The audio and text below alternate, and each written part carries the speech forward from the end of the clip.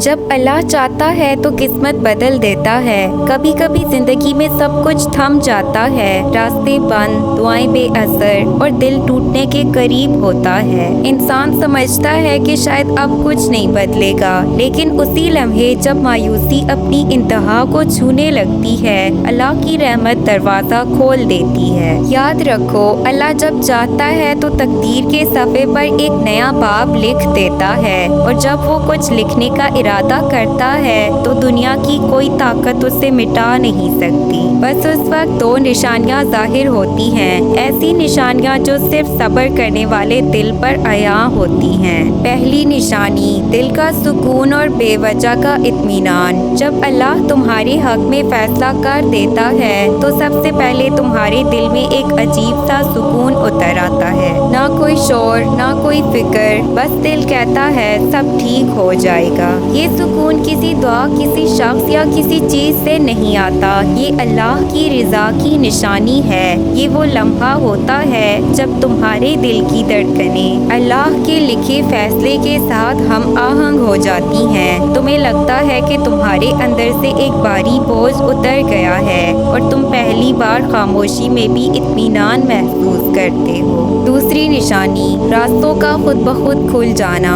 پہلے جو دروازے بند تھے وہ ایک ایک کر کے کھلنے لگتے ہیں۔ جہاں پہلے ناکامی تھی وہاں اچانک آسانی آنے لگتی ہے۔ لوگ بدلنے لگتے ہیں، حالات نرم ہونے لگتے ہیں، اور وہ چیزیں جن کے لیے تم نے کبھی رونا چھوڑ دیا تھا اب وہ خود تمہاری طرف آتی ہیں۔ یہ سب اتفاق نہیں ہوتا، یہ اللہ کی طرف سے ایک خاموش اعلان ہوتا ہے، اب وقت آ گیا ہے، میں نے تیری قسمت بدل دی ہے۔ تم حیران رہ جاتے ہو کہ آخر یہ کیسے ہوا، مگر یہی تو رب کی شان ہے، وہ جب چاہے ناممکن کو ممکن بنا دے۔